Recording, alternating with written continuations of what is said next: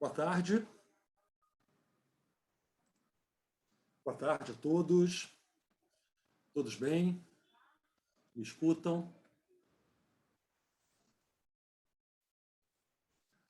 Mais um evento do Tiaços. Hoje a gente vai ter a grande alegria de receber a doutora Angelica Lowe. É assim que se fala, Angélica, seu sobrenome? Angélica? Qual é a pronúncia? Lowe? Actually, it's difficult in German because the two little points on the O means that you say Löwe. Löwe. Ah. But it's difficult. Lowe. Löwe. It's okay? Lower. No. Okay. It's Angelica not. Lowe. No. But don't worry. Tá bom. Eu vou apresentar a Angélica para a gente, tá? Só um minutinho. Espera aí. A Angélica nasceu na Alemanha, estudou filosofia, literatura, ciências políticas e história em Heidelberg. Vive há mais de 40 anos em Viena, na Áustria. Trabalhou por muitos anos como professora na Escola Internacional em Viena. Ela trabalha em Viena como analista junguiana, na prática privada, desde 1993. Recebeu seu treinamento junguiano em Viena. Ela é membro da DJAP. Está em alemão, não vou me atrever a pronunciar. Desde 2013, ela é editora-chefe da publicação alemã Psicologia Analítica. Seu livro publicado em 2014, On the Side of the Inner Voice, Vida e Obra de Erich Neumann. Ela possui uma publicação regular de artigos e apresentações e conferências. No âmbito do programa da IAAP Reuter, ela trabalha como Reuters na Hungria há muitos anos e recentemente como Reuters na China, em Wuhan. E ela também é o contato da IAP, Liaison Person, para Reuters da Bulgária. Então, Angélica, imenso prazer te receber. Eu te conheci lendo teu livro. Acho um livro fantástico, como eu havia te dito antes, um livro, belíssima pesquisa, um trabalho muito minucioso, muito rigoroso. Eu li com muito prazer, tem várias perguntas a te fazer, vou deixar para mais tarde. E acho que é um livro que deve ser divulgado e difundido muito na comunidade junguiana, em homenagem à obra do Erich Neumann. Mas, de antemão, já te parabenizo pelo livro. Um belíssimo trabalho. A Angélica vai falar sobre Eros e Psique, esse livro que nós temos em português, uma interpretação psicológica do conto de Apuleio, de Erich Neumann. Antes da gente começar, eu queria fazer uma pequena introdução. Eu queria colocar... Angélica, há um poema de um famoso poeta português chamado Fernando Pessoa, sobre o mito de Eros e Psique. Eu vou te mandar depois a tradução no teu e-mail. E a gente tem uma grande intérprete brasileira, Maria Bethânia, que publicou, que declamou esse poema. Eu queria botar aqui para a gente começar o nosso trabalho. Pode ser? Então vamos lá, vamos ver se vocês conseguem ouvir.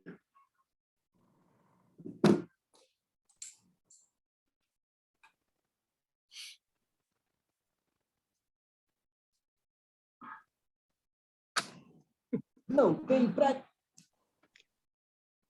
Só um minutinho. Muito, mas muito barato mesmo. A 1, 2, 3. Conta a lenda que dormia uma princesa encantada, a quem só despertaria um infante, que viria de além do muro da estrada. Ele tinha que, tentado vencer o mal e o bem, antes que, já libertado, deixasse o caminho errado por que a princesa vinha. A princesa adormecida se espera, dormindo espera. Sonha em morte a sua vida. e orna-lhe a fronte esquecida, verde, uma grinalda de era. Longe o infante, esforçado, sem saber que intuito tem, rompe o caminho fadado, ele dela é ignorado, ela para ele é ninguém. Mas cada um cumpre o destino, ela dormindo encantada, ele buscando assentino, pelo processo divino que faz existir a estrada. E se bem que seja obscuro, tudo pela estrada fora, e falso, ele vem seguro. E vencendo estrada e muro, chega onde em sono ela mora. E ainda tonto do que houvera, a cabeça em maresia, ergue a mão e encontra Hera, e vê que ele mesmo era a princesa que dormia. Lindo! Achei que era uma boa forma da gente poder começar o nosso encontro de hoje. Eu vou te mandar o poema pelo teu e-mail. Angélica, sinta-se à vontade. Obrigado pela tua participação. A palavra é toda sua.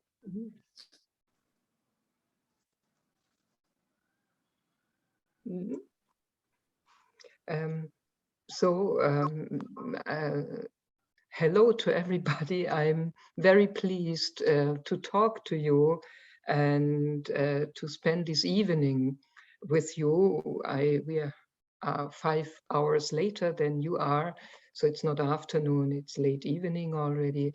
And I like to be here with you, and that we have two hours full of material which you might partially know and partially not. And I'm very curious how you will receive that and which kind of discussion we will have afterwards. And I presented with a PowerPoint slide presentation, so that you have parts of pictures and not that you not only hear my voice. And I'm going to start now, and I share my screen. And no, this was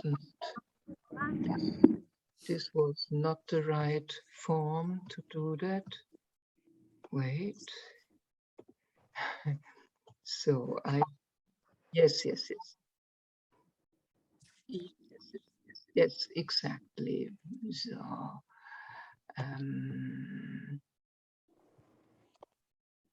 I go back to that.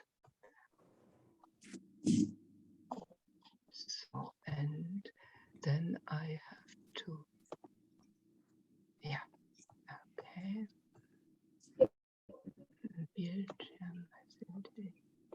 So, Isa, you hear me? Yes, good. Yes. Yeah. So, yeah, great. So I start with my presentation.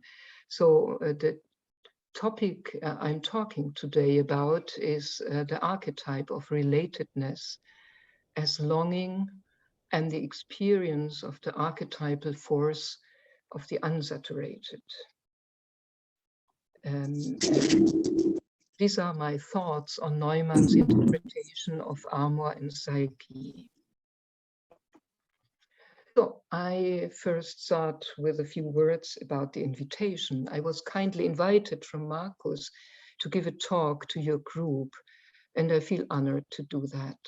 Since I recently edited a monography on Erich Neumann, I will try to connect some essential thoughts of him with the occasion that I speak today to you as a Brazilian group. What connects us in these times is the pandemic, of course, and my email exchange with Marcus was full of worries about that. I have not to go into details, I think. This extreme worrisome situation, which you go through at the moment, accompanied my thoughts when I prepared my text. And that's the reason why I decided to talk about Neumann's interpretation of Armoire and Psyche. So you all know this guy on this picture, and I would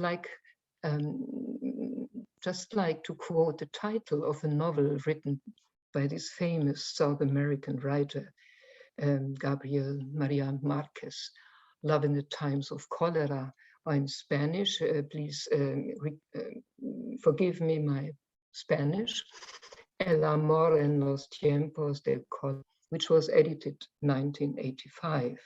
So the term cholera in Spanish, or el or la cólera, can also denote passion or human rage and ire in its feminine form. The title is a pun from which rise many questions. I will use this dual meaning as a frame for my short presentation by asking silently how you as analysts or from other professions can survive in the present situation with as much love as possible by confronting hatred and death inside and outside. So I first start with a short summary of the tale of Armoire and Psyche, which was written by Apuleius, who was a famous writer and philosopher who wrote in Latin, but he was very much influenced by Plato.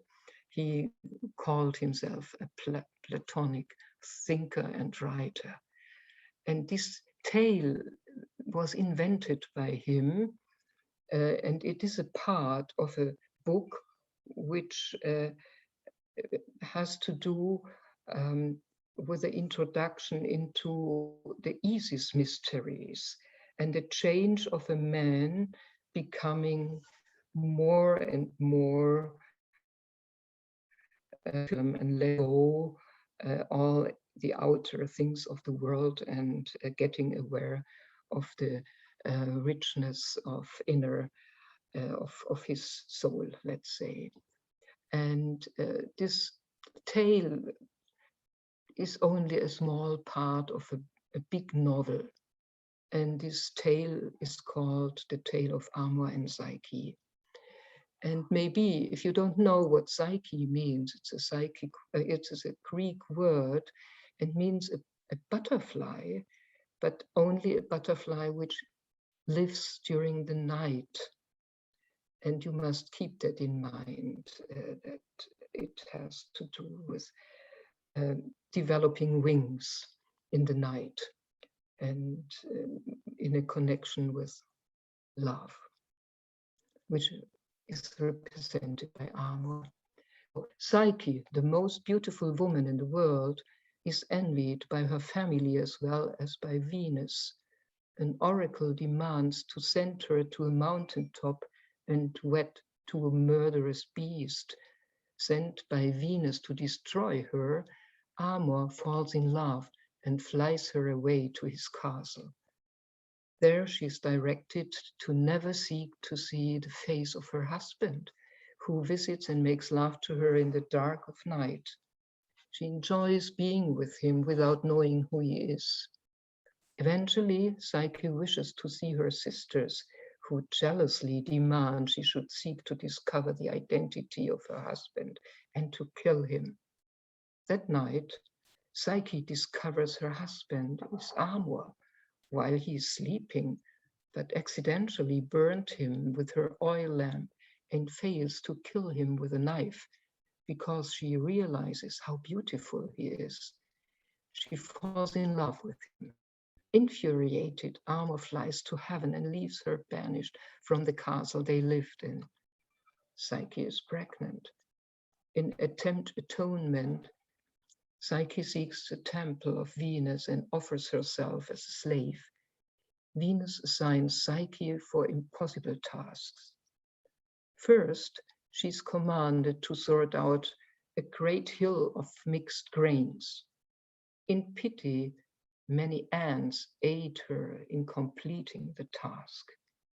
Next, she's commanded to retrieve wool from a dangerous golden sheep. A river god aids Psyche and tells her to gather clumps of wool from bushes nearby. Venus next requests water from a cleft high beyond mortal reach. An eagle gathers the water for Psyche. Next, Psyche is demanded to seek some ointment from Proserpina, queen of the underworld. Attempting to kill herself to reach the underworld, Psyche ascends a great tower and prepares to throw herself down. The tower speaks and teaches Psyche the way of the underworld. Psyche retrieves the ointment in a box and opens the box to use a little from it. She's put into a coma. Armoire rescues her and begs Jupiter that she may become immortal. Psyche is granted ambrosia, and the two are forever united in eternity. She gives birth to a daughter called Voluptas. So this is the story. And now I would like to tell you something about Venus, which is the Latin word of Aphrodite, and to show a little bit the radius which this goddess is representing, and which fields she is marking, and that she's not only this marvelous goddess of beauty. So she belongs to the goddesses who represent the Great Mother. What is the Great Mother? So the Great Mother is something which is someone who has many forms. And I will talk a little bit about these many forms so that you can understand from this background the story of Armoire and Psyche, and how difficult it is psychically to escape from the trap of the Great Mother. So the Great Mother and the power of affects. The winding path Psyche had to walk in her longing for love is full of death threatenings, suicidal fantasies, hatred, envy, jealousy, naivety, hopelessness, desperation, loneliness, love, commitment, patience, finally understanding, empathy, gratitude, but also hybris and submission. These terms, and there are many more, stand for ways how we relate to the world and others in a very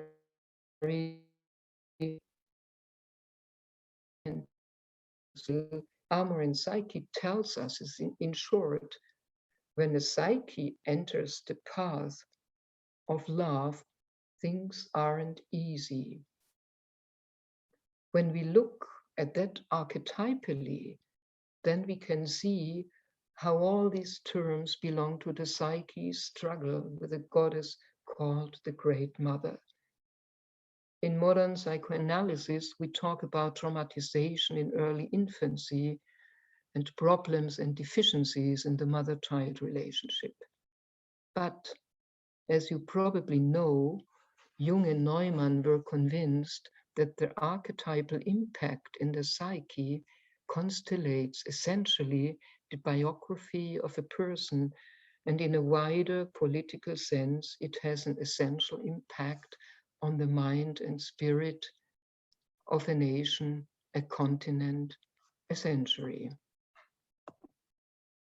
So what you see here is the German book of Erich Neumann's The Great Mother. In German, it is called Die große Mutter. This is the German expression. And this is probably the first issue which came out 56, 4 years before Erich Neumann died quite early and surprisingly. So Neumann's Great Mother and the two axes. The two axes of the Great Mother are the elementary character and a transformation character. Instead of axes, we can also say polarities, the two polarities. Neumann, like Jung, was a thinker of polarities, and the polarities say that there is a positive pole and a negative pole. So Neumann says the great mother complex is more or less the basic foundation of complexes. It's a really basic foundation complex. And it consists out of two polarities. As we can understand the Great Mother when we see the two polarities of a plus and a minus pole, which have to do with the elementary character and the transformation character. I will immediately explain what it means, but just let me go through these little boxes here in blue to tell you more.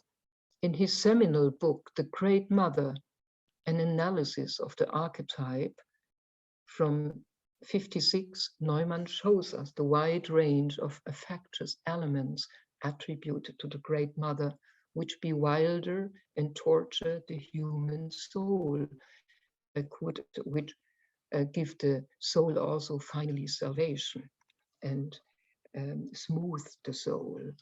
But first, at the beginning, we have bewilderness, and to structure this field of phenomenons, Neumann invents two axes: the axis of elementary character of the Great Mother, and the axis of transformation character, which belongs to the anima. There's a positive and a negative pole in each character. I will show you a diagram which I find in Neumann's book. Although Neumann's interpretation of the tale was written earlier, namely 1952, it is based on Neumann's research and findings on the Great Mother. This is his opus magnus in a way, the Great Mother, and he did a long research for many years. And one side product, we could say, is his interpretation of the tale Armoire and Psyche. So I go to the diagram, and this is the German one, and you don't have to know what this means in German. I put my laser pointer on, and I just show you this means M+. M+ means this is the Great Mother in its good character. This is the positive pole. And we go down to the negative pole. It's M-. This is the terrible mother. And whereas the good mother is the head of mysteries of vegetation and fertility, the Great Mother in her negative pole presides the mysteries of death. So what is the general point of saying something is an elementary character? This means the basic character, and the basic character of everything which is maternal means to contain. When you see it literally, then you can see that as a womb. The womb contains the baby, and this is the mother. And so the mother is containing, but the very genial idea of Neumann was that the mother, and this was the result of his research, that the Great Mother is not only containing life, but it's also containing death. And this depends on where we are, if this is a giving birth mother, or which is a mother which is keeping us imprisoned, keeps us back, is imprisoning us, and that we are in a trap and are dying here. So, and this positive pole is building up energy. This means first giving birth, building up, and then being reborn and developing many elements which develop our personality. And so good archetypes of the good mother are Demeter, the Greek goddess of fertility, or the Mother Mary, the mother of Jesus, and or here the Egyptian goddess Isis. And so the deathly, the dead, the mothers of dead. So you all know the Indian goddess Kali, or the Greek goddess Hecate, or this monster, also a Greek monster, the Gorgos. There are 3 Gorgos, and the most famous is the Medusa, with this head with the hair of snakes and with wings, and which is petrifying all people who look at her face. So this is death, and this is life, to make it easy and short. This is one pole. And this is the so-called elementary pole. That means it's just a containment, a positive containment and a negative containment. And now we have another axis called A plus and A minus. And A stands for anima. So anima as a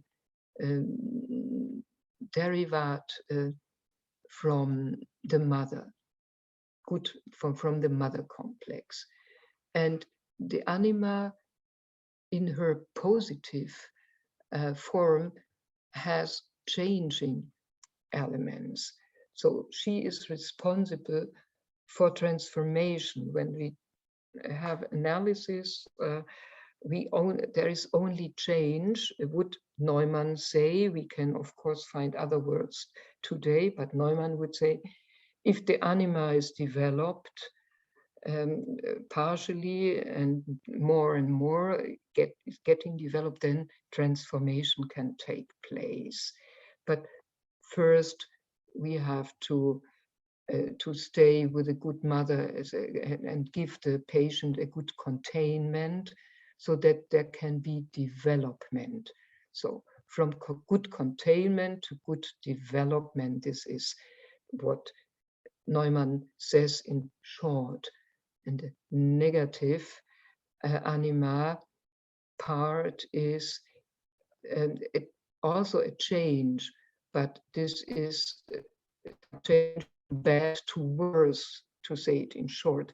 When, for example, madness, going to madness, or going to ecstasy, going to intoxication, and this is always connected with abandonment, to abandon good relationships and going into isolation and going to illusions, and finally in forms of madness.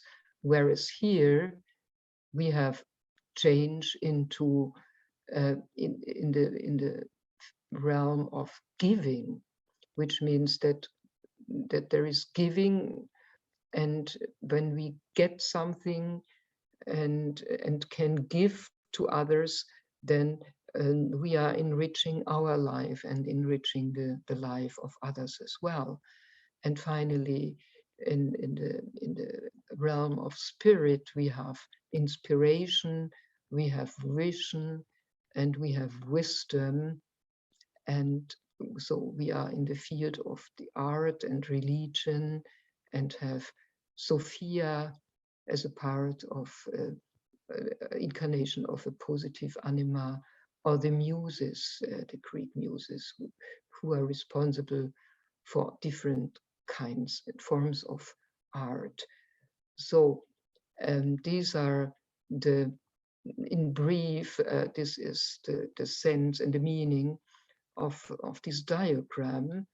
And you see, it's rather tricky, and you really can work a lot, very creatively in the therapy with these different poles and parts to see what's going on in the consulting room.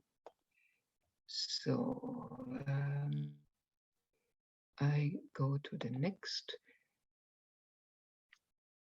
So I say something about Aphrodite or Venus in her elementary character and how she is represented in Greece.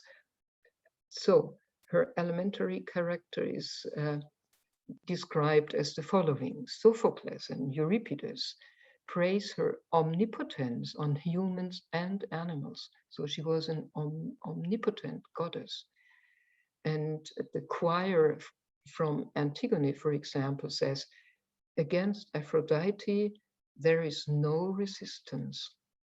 She reigns on sexual desire and sexual drive, and she persecutes those who don't obey her with cruelty. She's not nice only. She prefers men over women. Her influence turned out to be fatal for women like Helena, Medea, and Phaedra.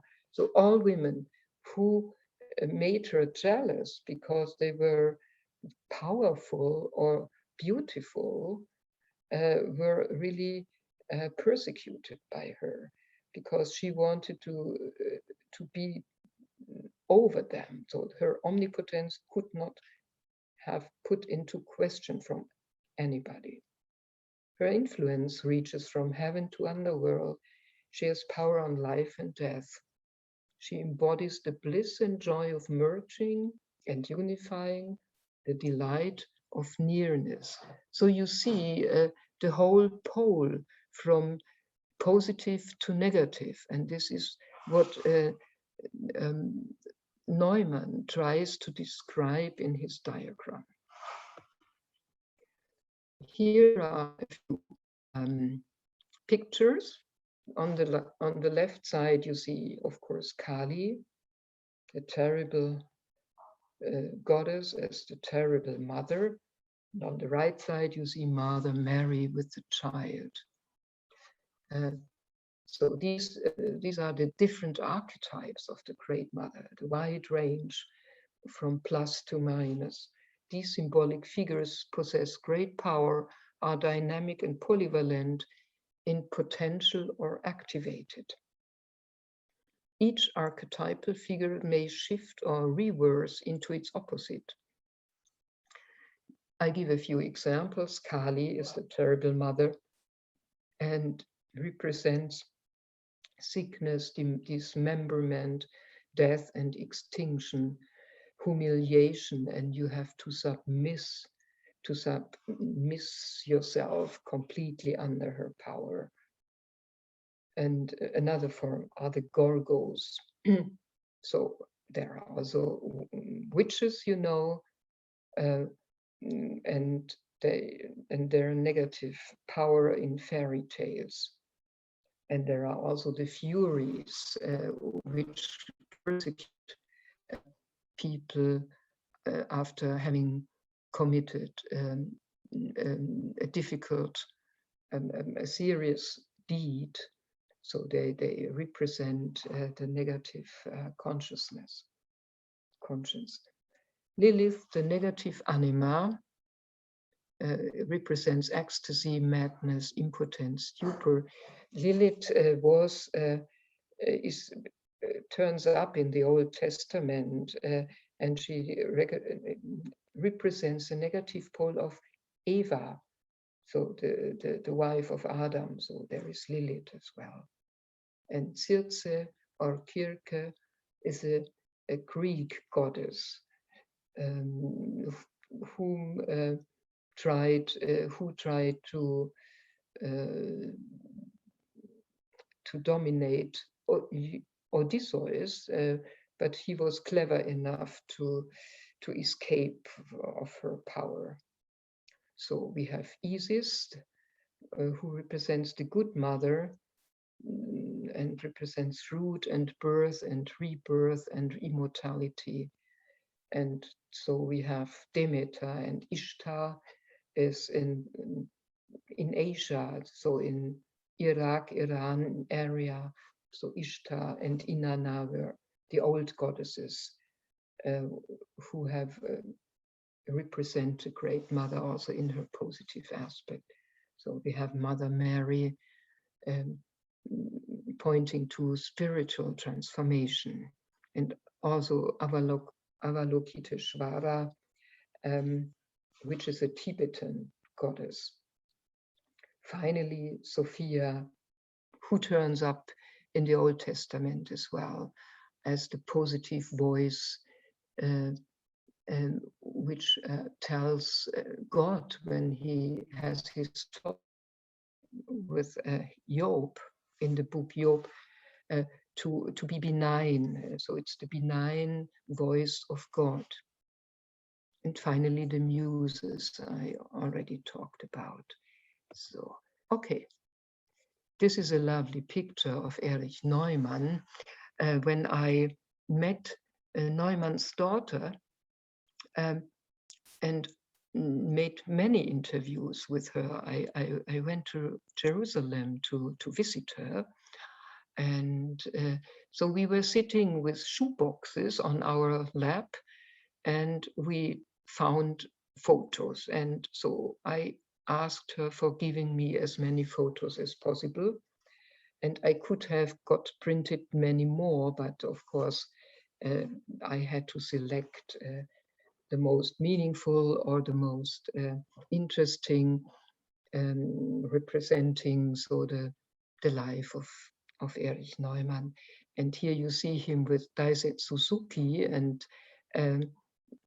this is the secretary of Daisetsu Suzuki, and this is during an Eranos conference in summer. So Suzuki was a very famous Japanese philosopher who was also a Zen monk, and Neumann was very impressed by Zen philosophy and made many allusions to Zen in his work, because in Zen they talk a lot of emptiness, and emptiness also plays a role in Jewish mysticism. And his first, when Neumann 1848 first appeared in Europe again, namely in Switzerland, Ascona, at the Eranos conference, he talked about the emptiness as the center of human soul, and that the self is an empty center.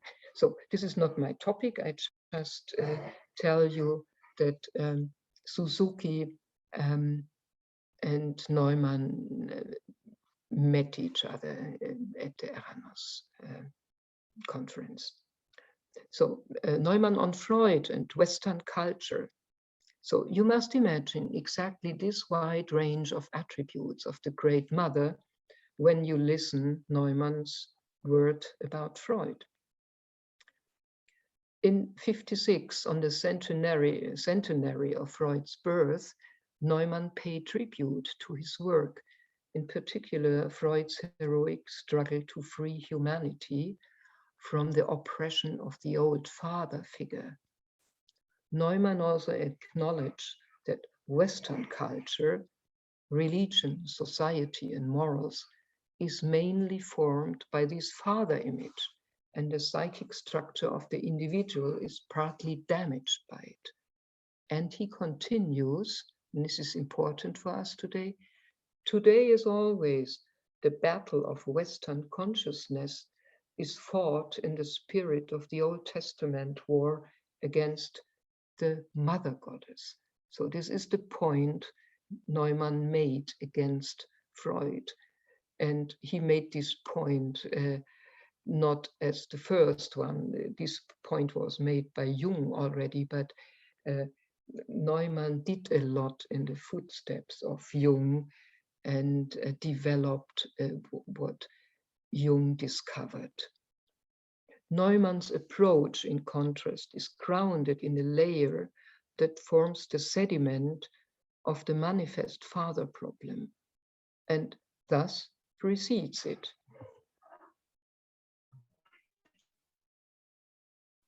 Now let's go to the interpretation of the tale. The tale shows the conflict between dependence and liberation, dominance and submission, surrender and dedication. There are definitely more polarities. These are three, for example. There are two figures in the tale who are emancipating and liberating from Venus.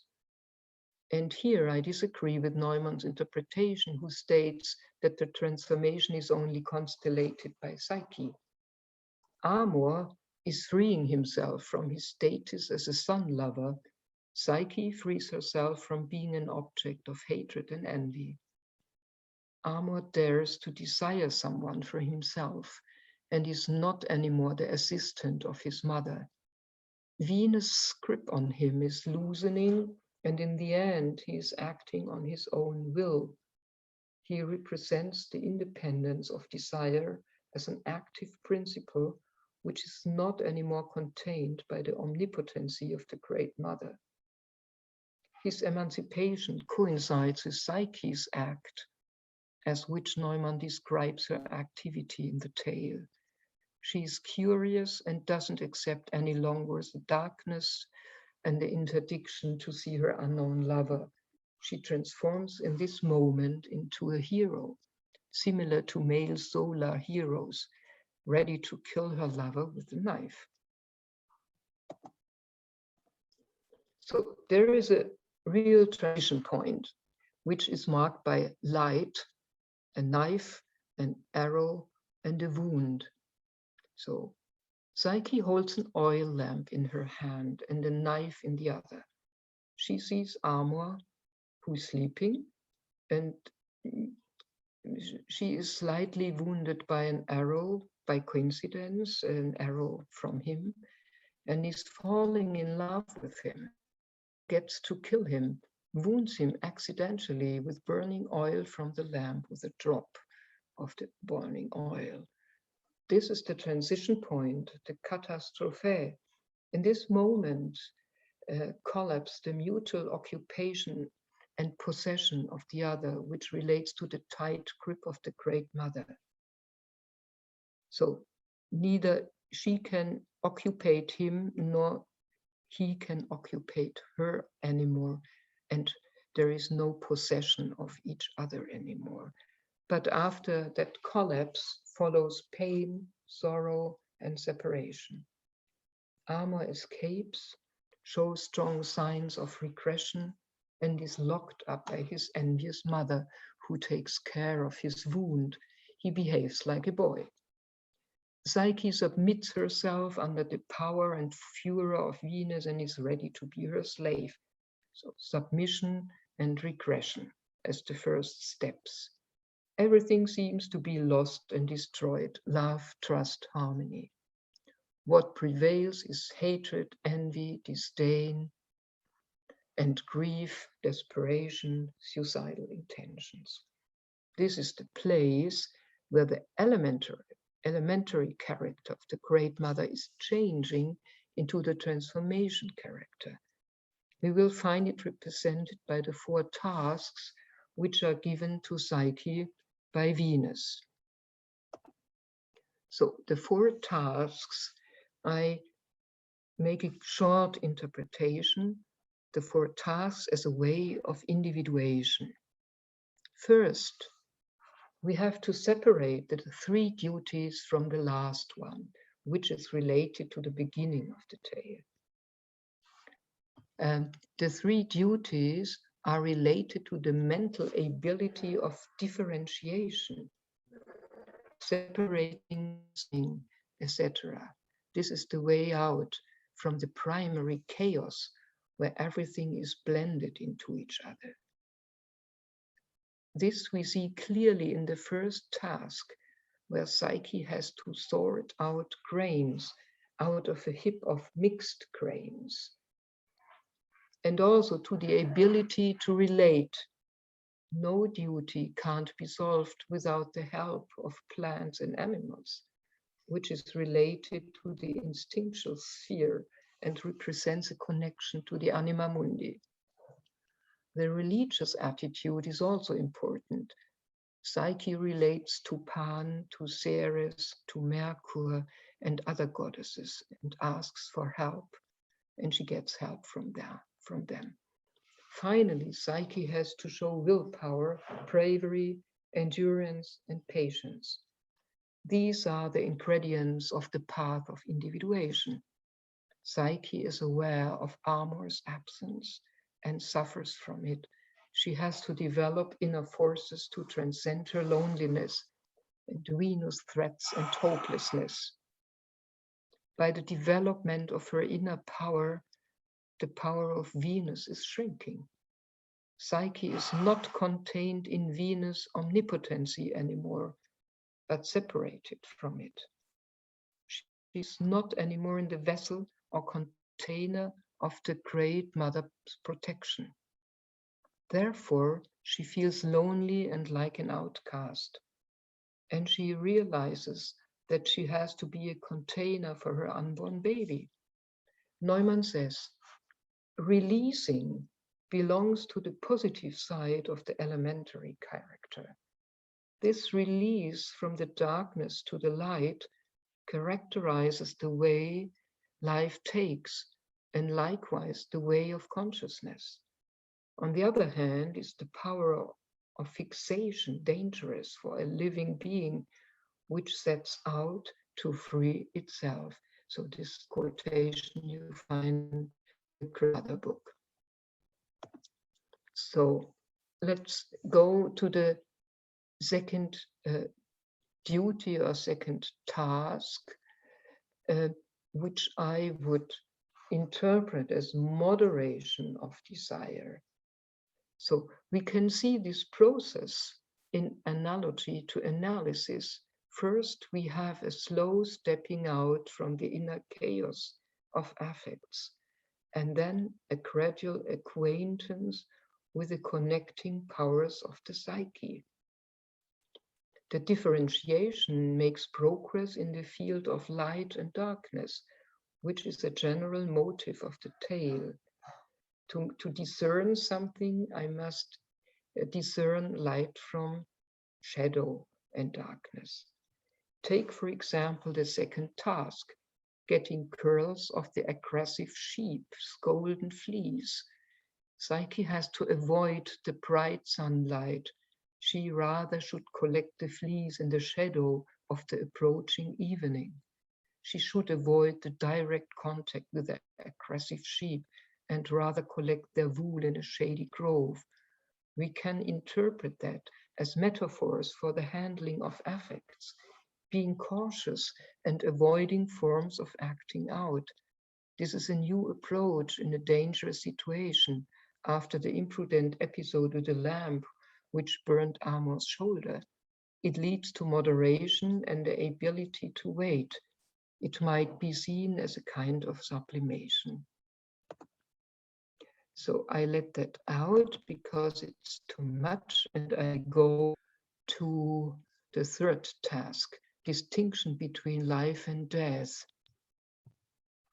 which is, as we heard from the axis of the Great Mother, life and death belong to the eternal character of the Great Mother. She reigns the heaven and the surface of earth and the underworld, and can switch between these different levels as an eternal goddess. But since we are human beings and Psyche represents a human being, we have to make a clear distinction between life and death. So not only light and darkness are distinguished here, but also life and death in this third task. Psyche is obliged to collect black water in a crystal vessel. The water is plummeting down from rocky cliffs, an inaccessible area. Psyche has to use her psychic wings. Finally, she got some in order to reach this place. And her psychic wings are grown because an eagle helps her. So this bird helps her, who represents her bravery and her wings to do this task. We are now in a spiritual field. The core of the duty is the distinction of life and death. Psyche has to collect the dark water before it pours down to Styx and Cocytus, both rivers from the Hades, the realm of death. So what does it mean before it pours down to Styx? Styx is the river of forgetting everything. When you enter that, you can't remember life anymore. Then you are just in the land of death and in the underworld, and life is not anymore present. So it's as human beings, living human beings, we have to keep our memory force in order to be aware who we are, and not just to run it down into forgetness and to forget everything and extinguish our life by forgetting our life and forgetting what we did. And to keep memories and to find memories is a core element in analysis. Collecting in a vessel or in a container of crystal is an act of consciousness. Psyche herself is containing the water of life. She is not contained anymore in the life-giving containment of the Great Mother. Neumann says, in the picture of a source, the character of a breakthrough as an act of being born is more emphasized than the containment. So what Neumann says here is that the source and the running water shows a dynamic.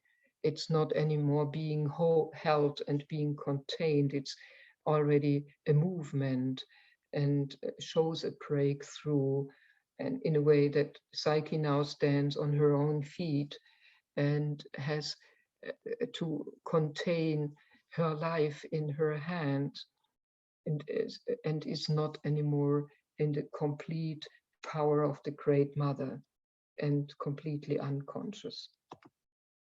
So the fourth task, death and reunification.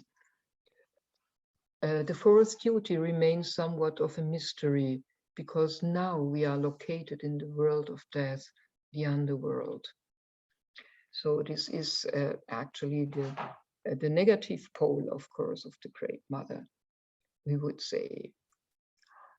How can we understand Psyche's second momentous decision to use Venus ointment? Psyche knows where she is and who Persephone is. Persephone is an incarnation of Venus, and the positive and the Great Mother in her death incarnation. Neumann states that Psyche fails because she is a feminine Psyche. He says that this is a typical female reaction. Psyche wishes to get her lover back through her beauty. Maybe this is so, but probably we could also find other interpretations. This is only one among many interpretations we could find. Are there other interpretations for this act of robbery, robbing, taking this ointment of Venus and using it by herself? It is a kind of revenge against Venus. Is Psyche playing with the power of a goddess? Will she become immortal in her longing for seeing her lover again in heaven? At least, Psyche seems to be quite relaxed when she's opening the box, and her curiosity dominates her, like when she used the lamp in order to see finally her husband, despite of being interdicted to do that. So it's the second time she is stepping over the threshold of something which is forbidden. So I would now just change shortly into a philosophical field, because as I told you at the beginning, Apuleius was a Platonic thinker, and Plato wrote a lot about beauty and the soul's ascent as a yearning soul. So, for example, in his text Symposium, Socrates, the teacher of Plato, this is Plato, and his teacher was Socrates, claims to be quoting his teacher Diotima. So Socrates had a teacher, a woman, Diotima, on the subject of love. And in her lesson, she calls beauty the object of every love's yearning. She spells out the soul's progress toward ever purer beauty, from one body to all, then through all beautiful souls, laws, and kinds of knowledge to arrive at beauty itself as an idea. By going through these stages, one will ascend from loving particular kinds of beauty to loving beauty itself, from which all beautiful things derive their nature. Diotima suggests that a life gazing upon and pursuing this beauty is the best life one can lead. The loving person begins by loving particular bodies, moving from there to bodies in general, to particular minds, to minds in general, to laws and practices, to knowledge, and finally to the knowledge of the form of beauty. The ascent is one of increasing generalization, where one's love of beauty comes to embrace more and more things. Ultimately, however, one's love of beauty will embrace only one thing, the form of beauty, but one will recognize in this form all that is beautiful. There is, besides, a sense of what beauty may be. The signs of measure and proportion signal its presence, and it is linked with goodness and justice. Beauty here is conceived as perfect unity, or indeed as a principle of unity itself.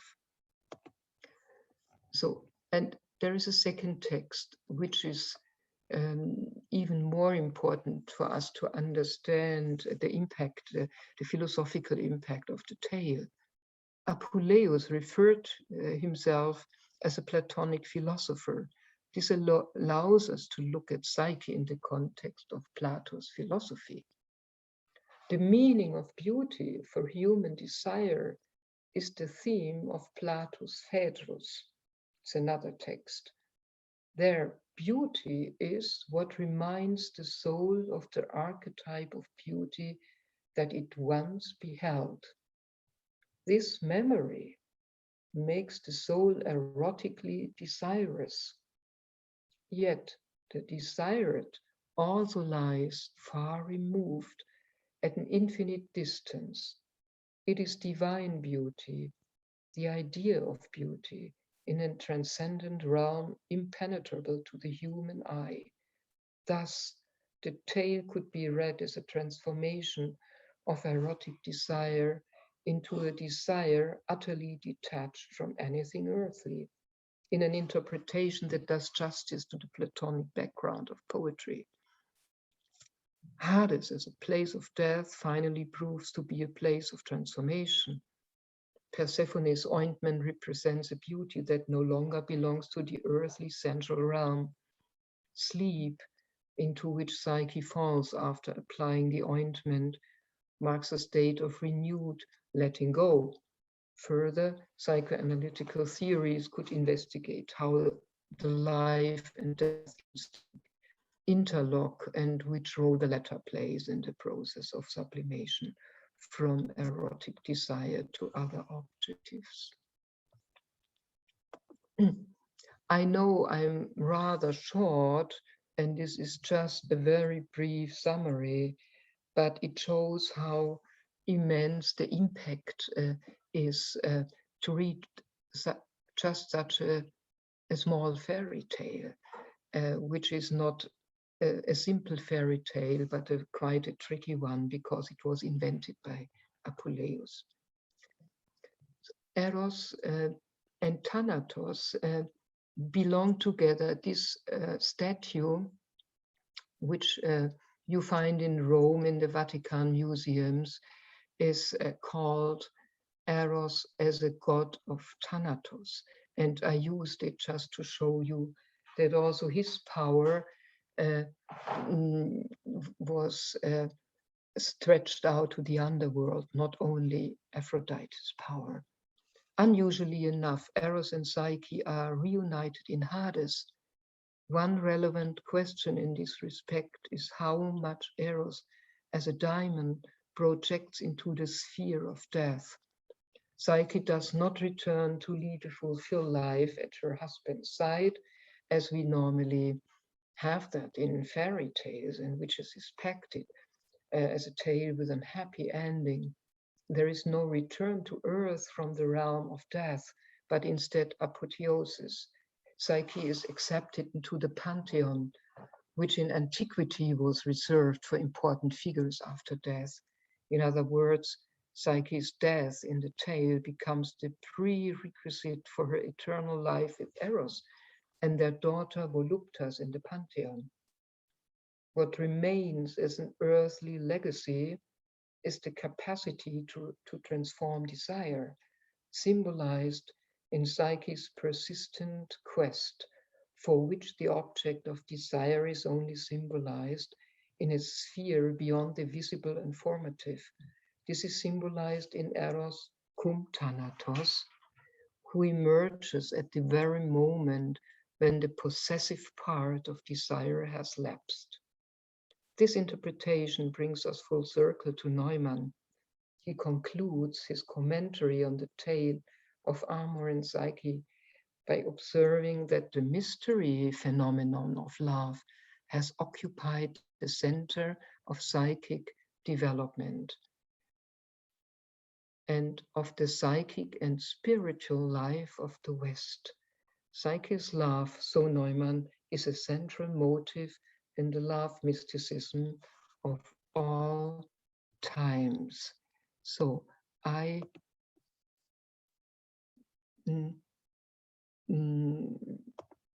stop now my presentation and I'm back to you, seeing your faces.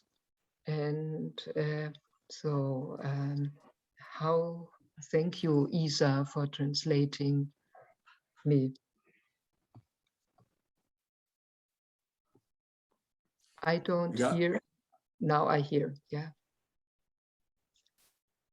No, I don't hear anything. A gente vai abrir agora, então. Now a gente vai abrir, então, Angélica, agora para o debate, tá? Para algumas perguntas para as pessoas em relação ao teu trabalho.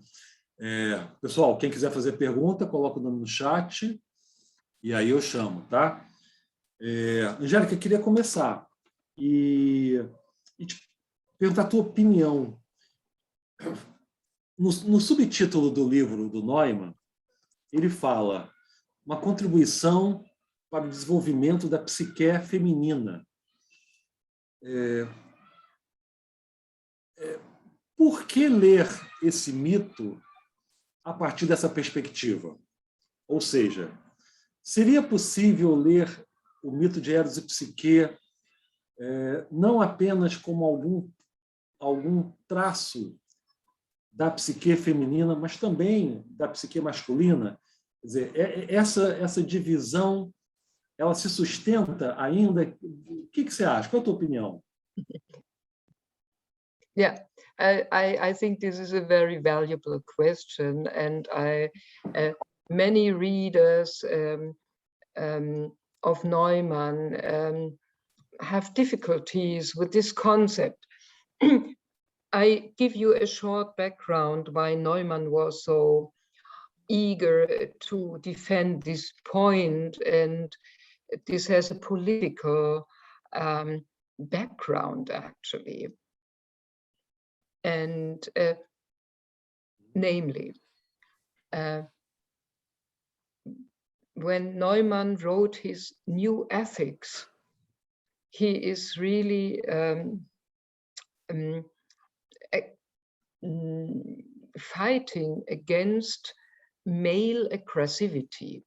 So we had 2 world wars, both committed by the Germans and are started by Germans, and which brought a lot of cruelty and death into the world, committed by men. And he was when World War I started, Erich Neumann was a 9-year-old boy, and his older brother already started to be in the military. And when before World War II started, he already had left Germany because he foresaw what would come, which was very wise. Otherwise, he would have died, most probably. And so he was very eager to show that this cruel aspect, cruelty committed by soldiers and men, was the part of the negative mother complex, and that the feminine side actually, and the femininity, and is actually the part who is giving salvation. So this is the part who does not commit atrocities, who is reserved for being not to act and to be in the background, and has still to develop its positive powers. So but this, to end this answer, this ended up into a split that it is a bit black and white. So Neumann is stressing too much the feminine side as the salvation side, as if it would belong only to women. And of course, via anima, the female psychic part of man, so it belongs to man. But still, you are very right. It's very strict and very polarized model, and we can't use it today anymore in such a strict way. Angélica, só para fazer um comentário, o que eu acho curioso é que esse texto ele foi alvo de críticas, ou essa psique feminina, esse conceito, por parte de muitas junguianas feministas. Mas a Camille Paglia, né, ela escreve um texto, Neumann, o teórico da grande mãe, elogiando ao máximo Neumann e colocando Neumann como um grande, resgatando a importância dos estudos do Erich Neumann. Acho interessante isso, né? Como a Camille Paglia, uma expoente do movimento feminista, ela recupera a obra do Neumann no sentido de dar uma nova potência a esses termos, né? Então, assim, uma ironia interessante nisso. Yeah, right. Yeah, right. Yeah. Vamos lá. Wagner, contigo, por favor. Oi, Marcos. Boa tarde, Angélica. Foi um prazer escutar a sua fala, a sua narrativa. Me vieram algumas reflexões tentando, vamos dizer assim, imaginar, né, a Grande Mãe, considerando, né, as diversas formas de amor que a sociedade moderna nos coloca, as diversas formas de amar, né, que a gente, né, que o mundo moderno apresenta, né? Ouvimos falar, por exemplo, de poliamor, né, a homossexualidade, ou seja, os diversos formatos chamados heterodoxos, né, talvez, né, não fugindo da chamada heteronormatividade, né? Então, eu gostaria de saber, Angélica, de que forma, né, a imagem da Grande Mãe ela nos poderia ajudar a compreender, né, essa dinâmica contemporânea de como o humano, né, como a alma tem expresso, né, as diversas formas de se dirigir ao outro, né? Quer seja pela homossexualidade, quer seja por ter vários parceiros, inclusive por objetos inanimados, né? Amor por estátuas, né? E como é que de que forma a Grande Mãe pode nos ajudar a compreender este fenômeno? Angélica, obrigado. Yeah. Actually, I think it has a lot to do which values we as individuals have. When we as individuals are not interested in modern developments, and maybe we have very clear and strict values, let's say, for example, Catholic values, then our judgment belongs, of course, as well to the Great Mother in a very restrictive way. And we also can open up to values which have more to do with visions, which means that we open us for new forms which are not yet experienced by us, by our society, by our communities, by our by the country in which we live. And I think it's very interesting that exactly in this field we see in the last years such a big movement and transformation. And so the Great Mother is always, let's say, an archetype in the background with extremely many pictures and figures which appear in our dreams and in our fantasies and in our tales and in our culture.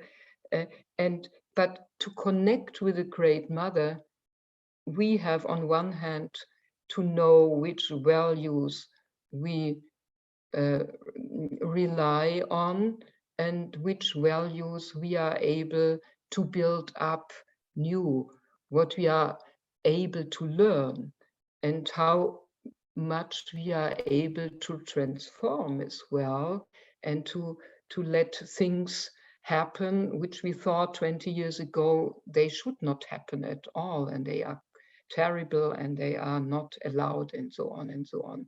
So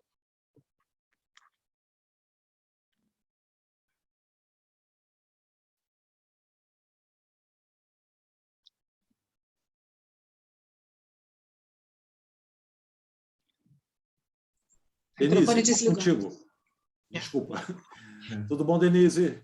Bem, muito obrigada, Angélica, pela sua profunda reflexão sobre um tema tão polêmico, que pode ser visto de vários níveis. Sempre me incomodou muito esse mito, quando eu vejo do ponto de vista de representação das forças masculinas e femininas.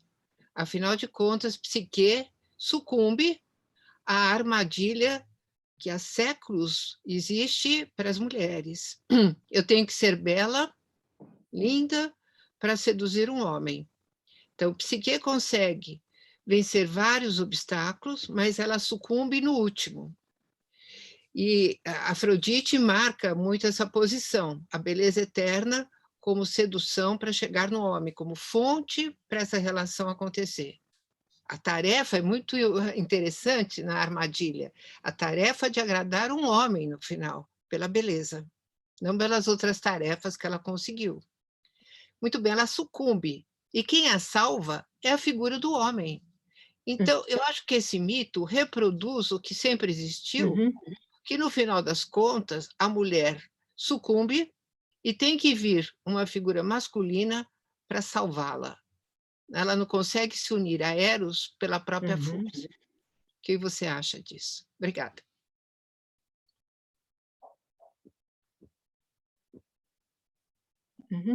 Actually, I think, and this, so Neumann has certain intentions to interpret this tale. And I don't follow him in all his intentions, because I think this opens up this endless discussion of roles and the weak role of women and the strong role as a man. So neither Psyche is for me a woman, nor Armoire is a man.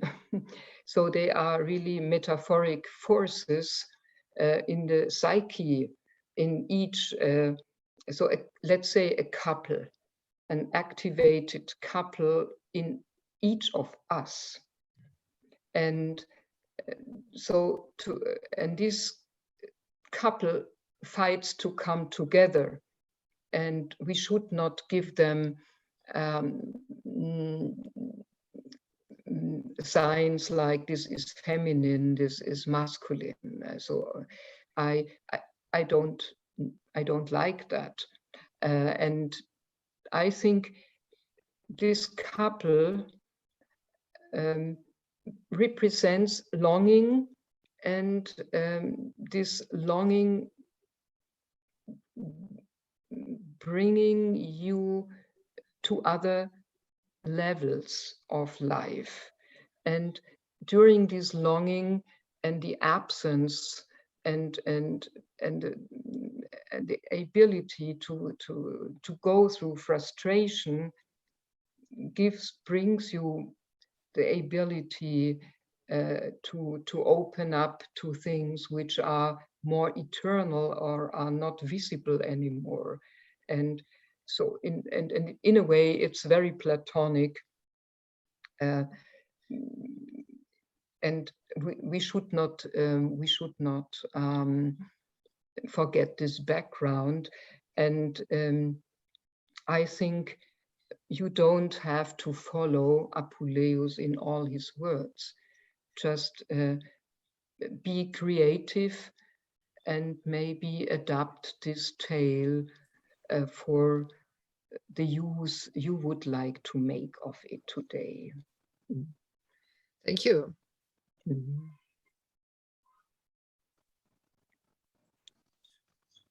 Obrigado, Denise. Martinha, contigo, Martinha. Oi. Primeiro, obrigada Gostei muito da palestra, Angélica. E eu fiquei assim pensando muito, né? Até agora ouvindo a Denise também, sempre fico pensando, né? Qual seria o significado, né? Da filha volúpia, né? Porque eu acho que assim, o que a gente poderia pensar nisso, né?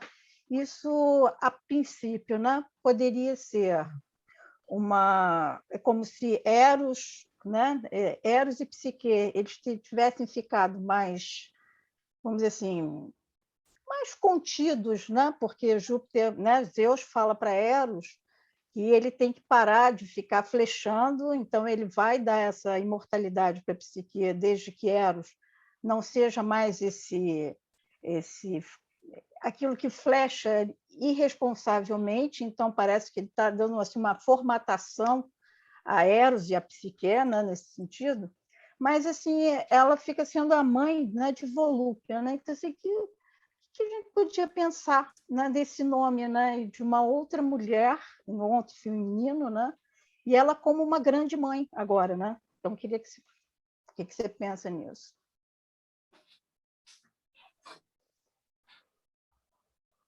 Mm-hmm. Yeah, I also was thinking about that, and there is a very interesting part in a letter Neumann wrote to Jung when he first mentioned this book. He was quite happy that he found this tale, and he was happy because he wanted to find a tale or a mythology of love which was not connected with Christendom, with Christianity. So it was in the mythological sphere and not at all connected with Christianity and the love of God and so on and so on. And so in order to show a kind of substance in mythology, in the archetypal general level, that the longing for love is something eternal and general, and is not only connected with certain religions. And in this letter, Neumann says that he is reflecting what he should think about the name of Psyche's daughter, Voluptas. And he says he is not quite sure. It has something in it, but it is of a minor archetypal meaning, in his opinion. And so I have an own interpretation, and I tell you now. I rather tend to accept the Platonic background of the interpretation, which was not at all Neumann's interest, because he wanted to make a different accent with female and male and great mother and so on. And I have not to do this accent. I'm free to make another interpretation. So I like this Platonic background.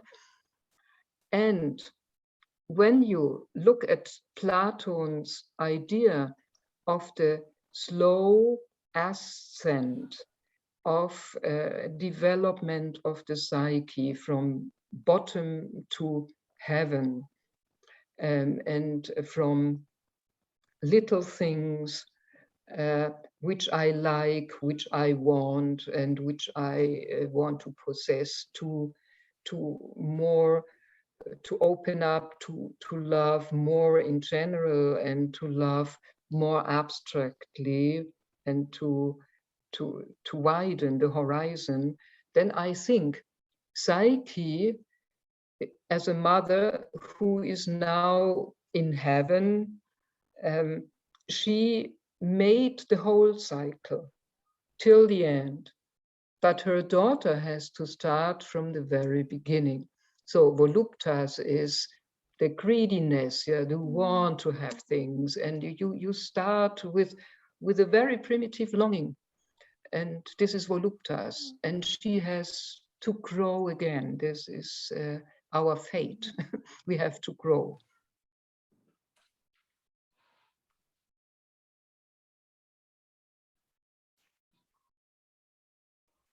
Muito obrigada.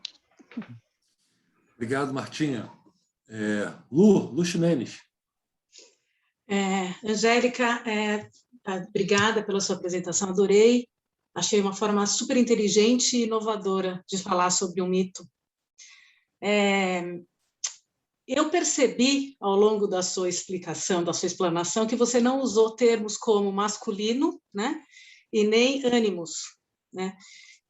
O que eu achei, isso foi a parte que eu mais gostei da sua interpretação do mito, na verdade. Eu costumo fazer alguns trabalhos, estudar bastante a questão do patriarcado, e em alguns dos meus trabalhos eu uso termos como princípio masculino e princípio feminino, tentando desvincular o princípio da cultura, do homem e da mulher. Mas, mesmo assim, eu sou muito criticada, às vezes, por usar esses termos. E eu queria saber o que você acha de se usa esses termos, você acha que ainda são utilizáveis? Se você não usa, o que você usa no lugar?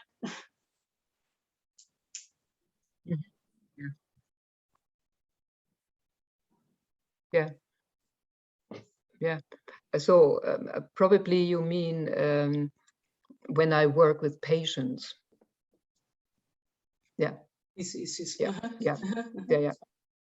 Actually, when I have the feeling that a woman is unconsciously, completely possessed by a patriarchal thinking, I express that. I bring that as an interpretation.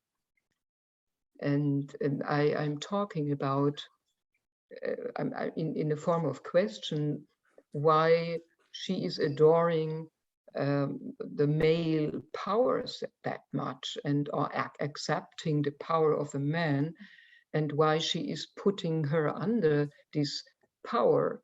So I used it very frequently. But on the other hand, I have men who are very much under the power of their mothers.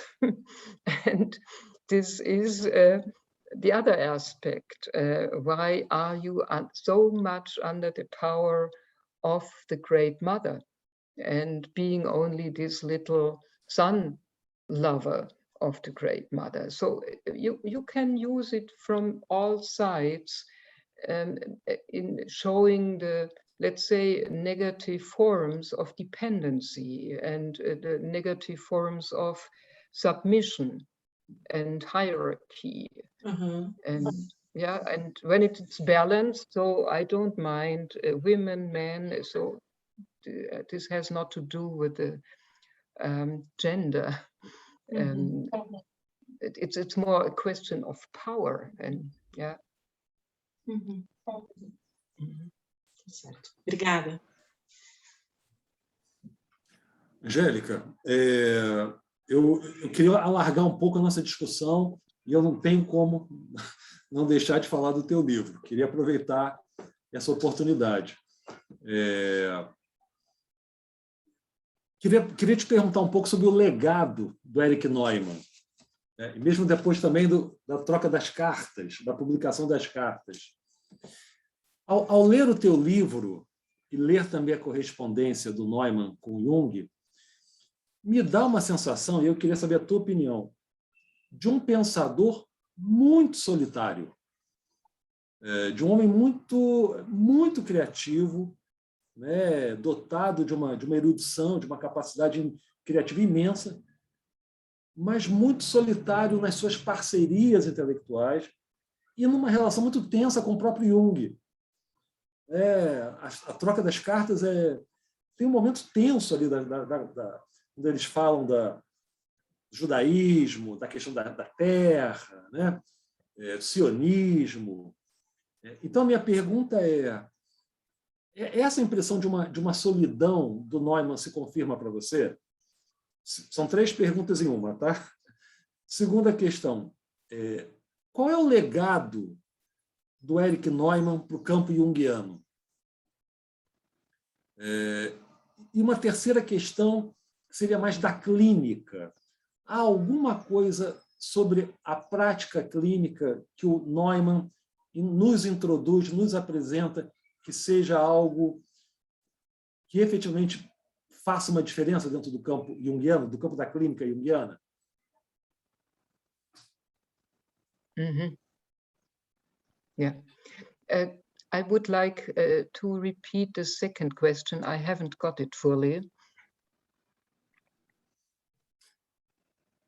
A primeira é a solidão, se você confirma esse aspecto de uma solidão do Neumann. Segundo, é o legado dele. Qual é o legado que o Neumann deixa? Legacy. Yes, now I got it. Yeah. Mm-hmm. Yeah.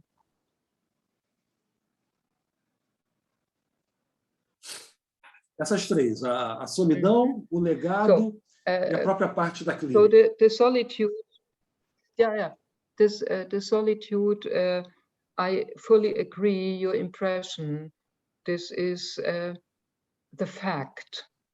I think Neumann saw himself also as someone who is a solitaire and who is more or less on his own and has to think on his own and has only a few contacts which are very intensive and maybe even symbiotic with Jung, and also then with the leader of Olga Fröbe-Kaptein. She was a very close friend to him, and she shared a lot of problems also, and the sound in the letters with Olga are much more open, and he tells her much more about her private life than, and he does not with Jung that much, and not in this sound. And to explain that, I think he characterized a type of a writer. He always wanted to be a writer. Actually, he didn't want to be that much an analyst. He wanted to be a theorist, to develop theories, and not to be someone who is treating all the time people. And his son told me that he was a father very different from the others. He was sitting all the day only in his room writing when he did not treat people. And so treating so many people had a lot to do with money. In Israel, people have been very poor after the war, and they had to work a lot in order to make their living. So I think that's my fantasy. If Neumann would have had more money, he would not have treated so many patients. He always said that his wife, Julia, was a much better analyst than he was, because she was very sensitive and she was very, she worked very much with her heart. And so he was much more a man who was adored by others because he was such a personality.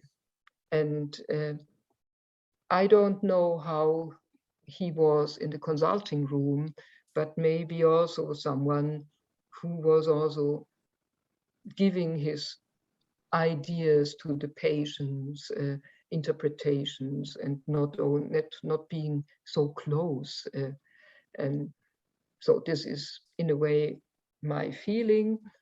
And I see him more as someone who expanded Jungian theory than giving us a legacy of treatment. but what I really find most useful is working with the different parts of the Great Mother. This is really something which is very, very useful in clinical contexts at the moment. And I do that really regularly, or this is just quite obvious that you can do it. This helps a lot to have these different images of the Great Mother as a basic idea of complexes, and also also places the person is. And actually, people can really be literally in hell, and they are only dreaming from hell. They have terrible nightmares which take place in the hell, and then you know you are really in the area of the negative, terrible mother. And this gives you a lot of possibilities to think about what you could do as an analyst, just to know that this is located in the underworld. This makes a big difference of other bases people are on. So.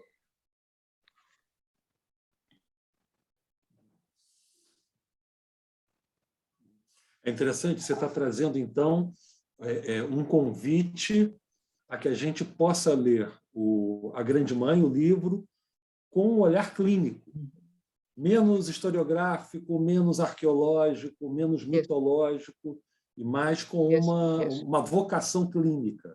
Interessante, interessante. Yes, for me, this is a really clinically extremely useful book. Ótimo, ótimo, ótimo. Esse livro ele já foi lançado no Brasil há muitos anos atrás, foi relançado agora numa edição mais caprichada, com outras imagens, me parece, bem interessante. Vamos lá. Sônia, Sônia quer te fazer uma pergunta. Sônia, por favor.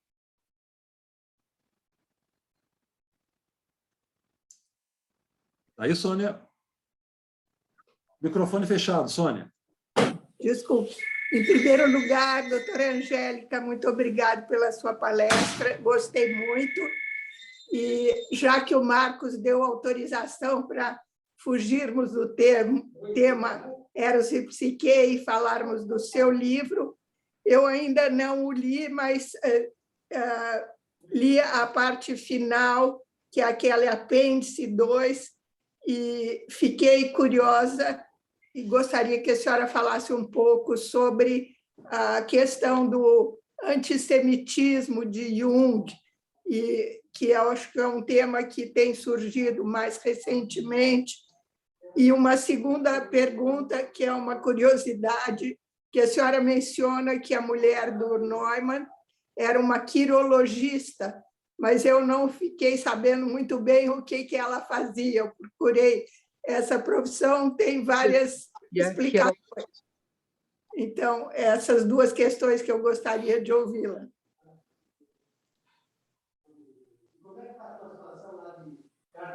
Yeah, okay. So the anti-Semitism of Jung is not a secret. And for me, it really was a very difficult thing when I became a Jungian to live with that legacy.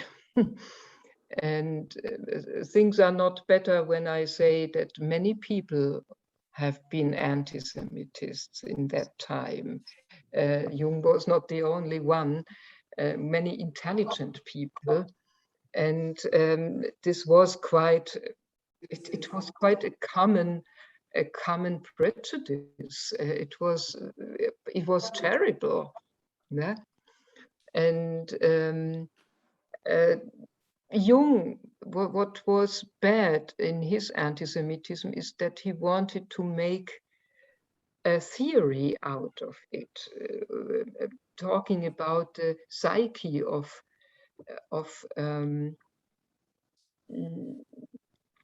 the psyche of Jews as somehow lacking something, whereas the German or the Germanic psyche is not lacking something. This I don't like at all. I find it terrible. And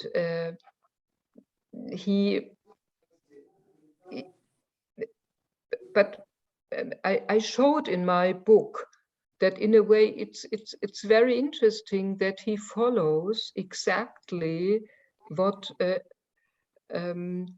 Martin Buber did when he was talking about German Jews, or so-called assimilated Jews who lost their religion, who were assimilated, equally Christians or atheists, and not following their own roots and religion anymore. And this is a point which Jung makes it in exactly the same way Martin Buber does it. Martin Buber really is fighting against German Jews as very, in a way, like rotten people who have lost everything and they must renew themselves. And this is somehow the same what Jung says, but Martin Buber was a Jew, and he said it to his brothers and sisters, and Jung was not a Jew, and he had, in my opinion, not the right to say that. So this is my political position to that. But he did, and we have to live with it. But to come to an end on that point, when World War II had ended and this Eranos conferences started in 1947,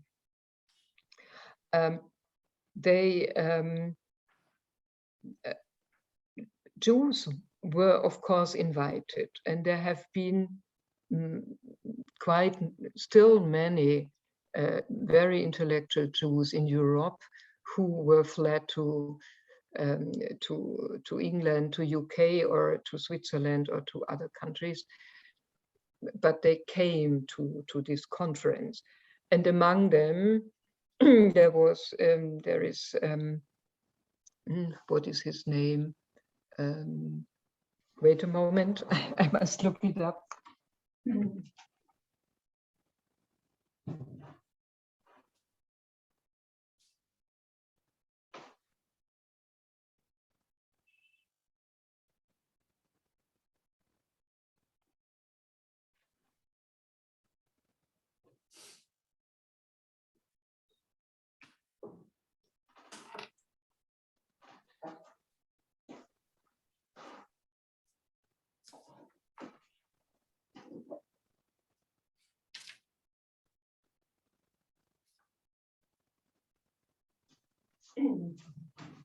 So I got it.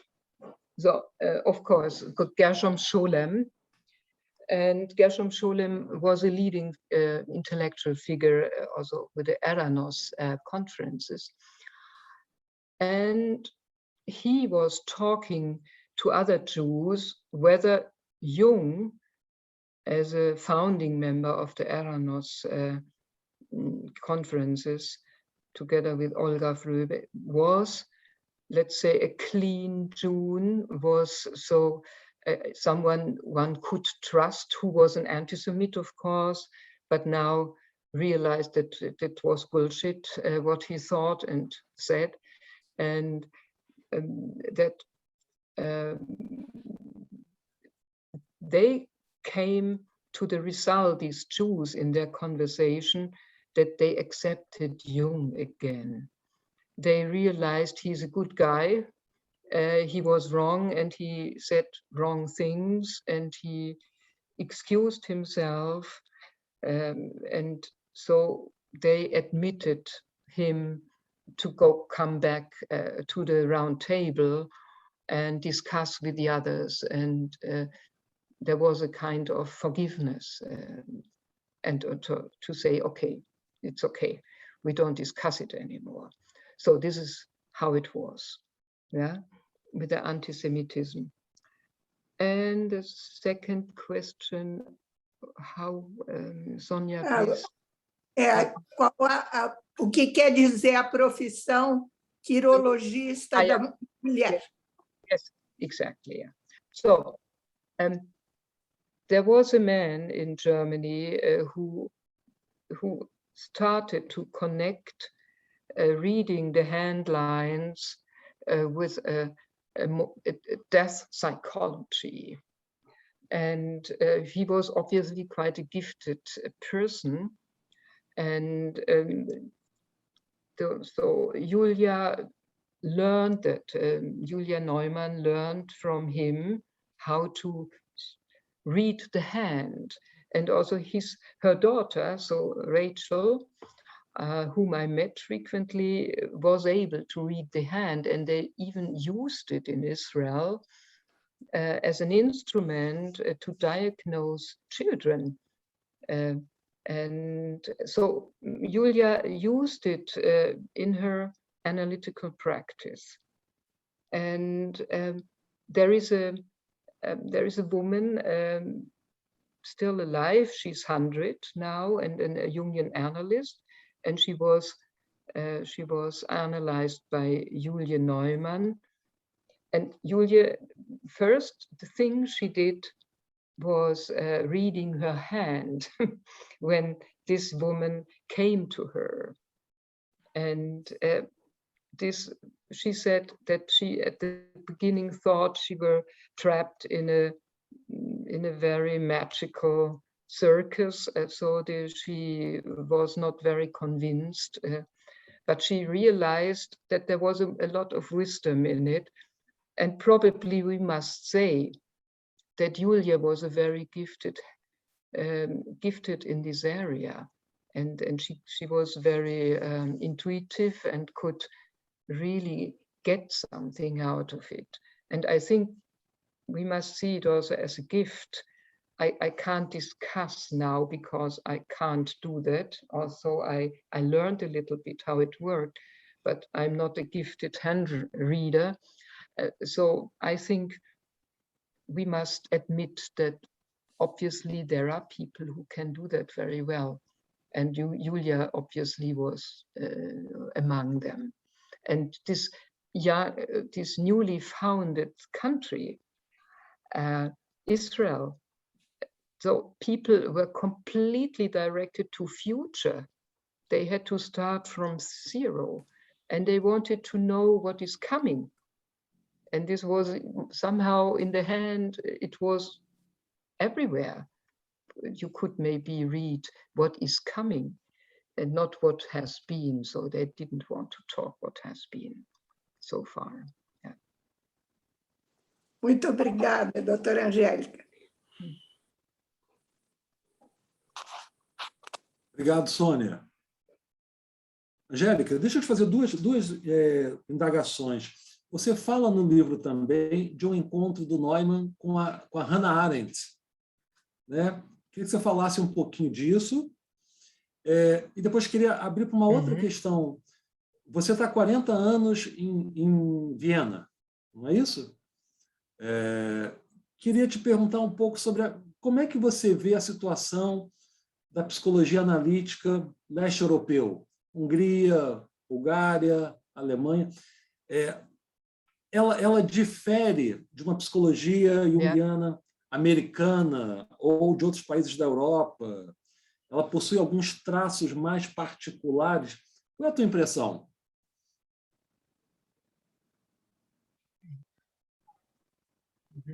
Yeah, let's start with the second part. So Eastern Europe. So Eastern Europe is still a very young area when it comes to democracy. And so it was in the 80s when this Iron Curtain was cut away. And the people are still suffering from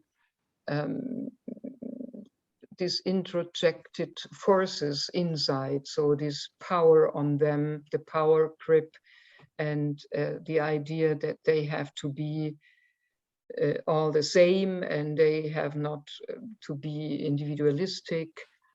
And so this,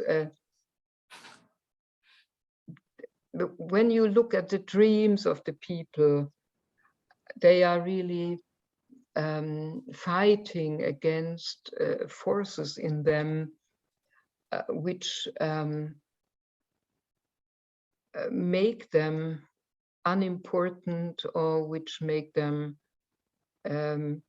not belonging to a good life. They are very much repressed inside still, and they know in a way. And so Jung, the Jungian psychology is taken a bit, and so I don't like this aspect, but I think it's important. It's a bit like a salvation. So the archetypes and all these collective unconscious is like a treasure they discover as something which was not allowed for so many years, and they now can open this treasure. And so it's a bit like as if everything is good when you discover this treasure. So let's call it maybe a kind of naivety of that you finally get the truth and all the good things as a present. And of course, this is not the case. And individuation is something different from discovering a treasure. And but I have a deep understanding for this development to grow out of dictatorship, and what happened in these countries takes decades. It doesn't come overnight, and so this is my opinion. And I really like to work with these people because what I also like in them is they are much more passionate, and they really want something. And you know, we Western people, we have everything. We are very saturated, and we don't estimate simple things that much. And so I really appreciate that a lot. How passionately these people are seeking for truth and seeking for a better life, and so on. Interessante, interessante. Hannah Arendt? Hannah Arendt, okay. Hannah Arendt, I mean, Hannah Arendt is a bit a secret. So this photo appears, of course, because it was never seen in any book until now in my book, and it will never be seen because this was the Neumann family really wants to keep Neumann's name clean, and probably he had a love affair with her. And Hannah Arendt had many love affairs, and she did not make a secret out of that. But Neumann did not want to talk about that, and neither his family. But his daughter allowed me to take this picture. And when after this book was published, two Hannah Arendt researchers or professors from universities approached me, and they wanted to know more about that because this picture is not known so far. And I told them, so ask the Neumann family. Angelica, vou botar a foto aqui, pode ser? This is the photo, yeah. Mm-hmm. Yeah. Dá para ver. Yeah. So I think they were students, and they met each other, and she gave him also private photos from her. And when a woman gives a man private photos, which were also in the shoebox, then you don't do that just out of fun. So that you have a relation in a way, yeah. And so this is what I think they had a relation, but a short one.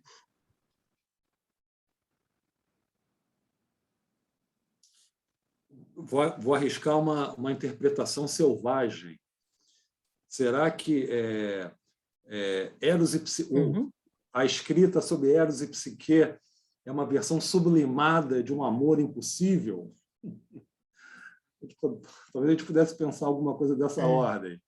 Uma interpretação selvagem, é claro. I mean, when we take the tail or what? Taking the tail, yeah. Yeah, actually, I can take this interpretation. I find it's a good one. Yeah. Angélica, quero te agradecer, mas eu quero te fazer a última pergunta do nosso encontro. A gente tem, nós, cultura, Ocidente, okay. A gente está vivendo um momento muito difícil, né? Políticas de ódio, extremismos, volta do Talibã, Covid, ascensão dos governos de direita. Se você fala que Eros e Psique, e eu gostei muito dessa tua definição, é uma dupla que representa um apelo para outros níveis, não está faltando Eros e Psique um pouco na nossa atmosfera? Essa dupla não está um tanto quanto ausente no nosso zeitgeist? Como é que a gente pode convidá-los novamente à cena?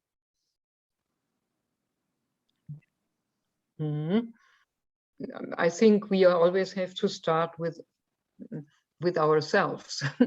We have to invite them to us first. And look how, if we have a fertile couple inside, which is not hating each other, but helping each other, and then we bring that, we have a restricted area, we have a certain life energy we can give to other people, and I try to give as much to my patients as I'm able to do, to found a fertile couple inside them, which allows them to realize what love is, and that we can't live without love and longing and developing and stepping over thresholds and opening up to the world and to the different realms of world, and not only staying with the little silly things you don't like in your life. Devemos apostar no amor, é isso?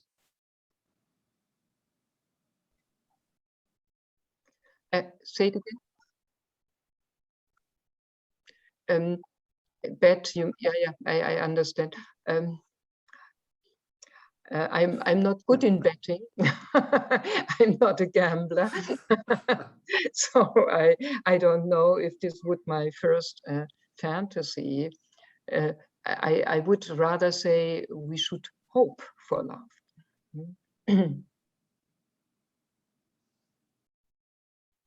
Tá ótimo, tá ótimo. Angélica, muito obrigado.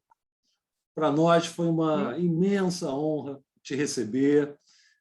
Sua palestra foi rica, trazendo uma série de informações e de possibilidades de leituras, tanto do mito, Eros e Psique, do livro da Grande Mãe, mesmo trazendo aspectos da vida do Neumann, que para nós brasileiros aparece como uma revelação, mas fundamentalmente uma grande gentileza tua ter aceito o nosso convite. Queria te agradecer. Muito obrigado.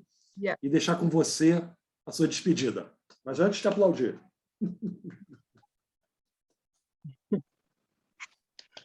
Thank you. Thank you. I also say thank you to you.